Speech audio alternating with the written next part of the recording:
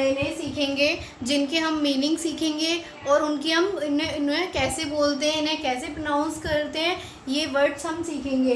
French में हमारे कुछ ऐसे लेटर्स होते हैं जिन्हें हम प्रोनाउंस्ड नहीं करते और कुछ लेटर्स ऐसे होते हैं जो साइलेंट होते हैं। तो देखते हैं वो लेटर कौन से होते हैं। मैंने पिछली 2-3 वीडियो बना चुकी हूँ और अगर आपने मेरी वो वीडियोस नहीं देखी हो तो सबसे पहले आप जाकर मेरी पहली वीडियोस देखें एंड देन उसके बाद ये वीडियोस देखें, फिर आपको अच्छे से समझ आएगा। तो देखते हैं अभी हम क्या लिखा है हमने। ये हमारे वर्ड साउंड्स फ्रेंच। तो ये हमारे कुछ लेटर ई एन। तो हम कुछ ऐसे वर्ड लेंगे जिनकी एंडिंग ई एन हो। तो वो कौन से हैं? ये लिखा है हमने ENCORE। तो इसको हम क्या बोलेंगे? इसको बोलेंगे ओकॉक। मीन्स होता है इसका अगेन। क्या बोला हमने इसे? ओकॉक।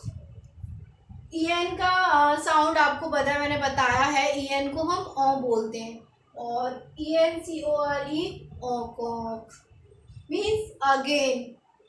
उसके बाद आता है हमारा PARENT। तो इसको हम बोलते हैं पाखो मीन्स पेरेंट। ठीक है, पाखो मीन्स होता है हमारा पेरेंट। हम अपने पेरेंट्स को बोलते हैं पाखो, तो आपको याद रखना है। उसके बाद है हमारा AN।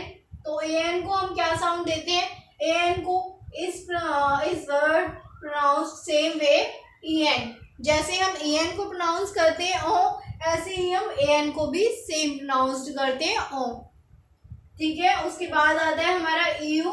तो EU ऐसा वर्ड जिसके एंडिंग या बिगिनिंग में EU हो, तो ये हमारा HEURE। तो इसको बोलेंगे हम ऑफ। हमने प्रोनाउंस नहीं किया, हमारा फ्रेंच में H साइलेंट होता है, तो हम इसको बोलेंगे मीन्स होता है हमारा R। 1 our, 2 our, 3 hours. तो इसको आर्स को बोलते हैं हम उसके बाद है हमारा IN। तो ऐसा वर्ड जिसके लास्ट में या बिगनिंग में IN आए, तो वो होता है हमारा MAGASIN। मैगज़ा मीन्स होता है स्टोर। ठीक है, मेडिकल स्टोर हो सकता है, कोई भी स्टोर हो सकता है हमारा, जिसको हम बोल सकते हैं फ्रेंच में मैगज़ा। ठीक है, IN साउंड है तो IN को हम साउंड देते हैं तो इसको प्रोनाउंस करेंगे मैगज़ा। उसके बाद आता है हमारा PAIN। गाइस, आप सबको पता होगा बहुत से बच्चे या बड़े ब्रेड खाते हैं हम लोग नाश्ते में, तो उस ब्रेड को हम क्या बोलेंगे? इंग्लिश में हम ब्रेड बोलते हैं लेकिन फ्रेंच में ब्रेड नहीं बोलते। तो हम नई नई चीज़ सीखेंगे। ब्रेड को हम बोलते हैं पां। क्या बोलते हैं? PAIN, पां। ब्रेड को पां। तो यहाँ तक हमारा क्लियर है। अब उसके बाद आते हैं फ्रेंच में sometimes letters are silent and are not pronounced. French में कुछ ऐसे लेटर होते हैं जिन्हें हम प्रोनाउंस नहीं करते और वो साइलेंट होते हैं। वो कौन से होंगे? वर्ड एंडिंग होगी हमारी D।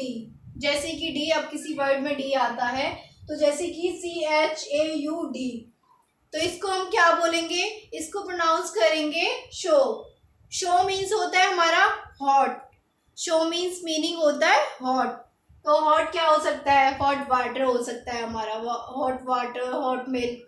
ठीक है, अगर हमें हॉट वाटर बोलना है या हॉट मिल्क बोलना है तो हम बोलेंगे शो। याद रखना है आपको, इसको हमने शो प्रोनाउंस किया, इसके लास्ट में जो D आया उसको हमने साइलेंट रखा, उसको हमने प्रोनाउंस नहीं किया। उसके बाद है हमारा H। तो H हमारा फ्रेंच में साइलेंट रहता है, ज़्यादातर H साइलेंट रहता है और इसको हम बोलते हैं HEUREUX। इसको बोलेंगे हम ऑफ मीन्स हैप्पी। अगर हमें हैप्पी बोलना है या हैप्पी बर्थडे बोलना है, अगर हमें हैप्पी वर्ड का इस्तेमाल करना है तो हम बोलेंगे क्या बोलेंगे? उसके बाद आता है हमारा S।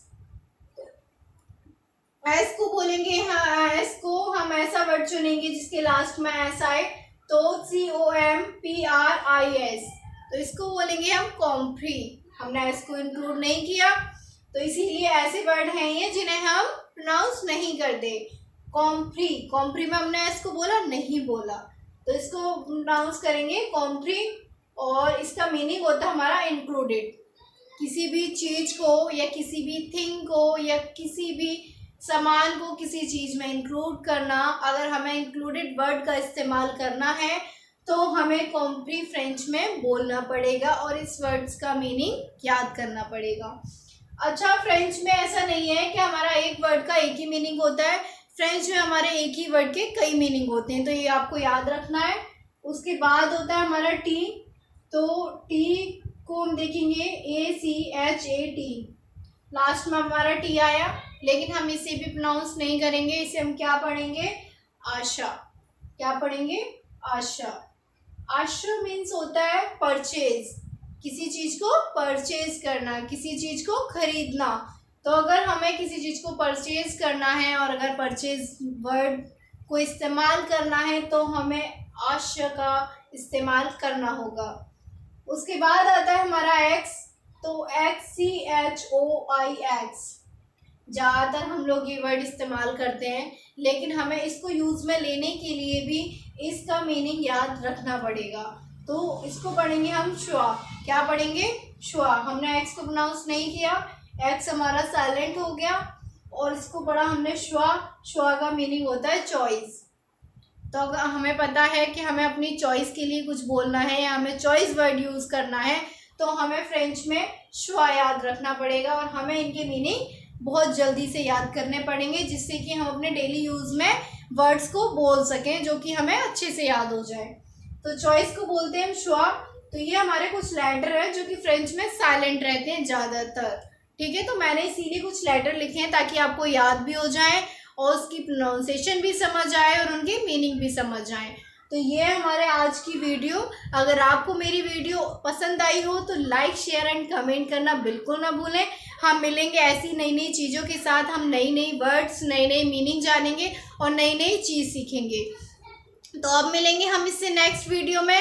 मैं फिर से कुछ अच्छी सी चीज़ सिखाऊंगी आपको फ्रेंच में। तो मेरी वीडियो को लाइक एंड शेयर कमेंट करना बिल्कुल ना भूलें। मैं मिनी शर्मा मिलूंगी आपसे अपनी नेक्स्ट वीडियो में। Bye bye.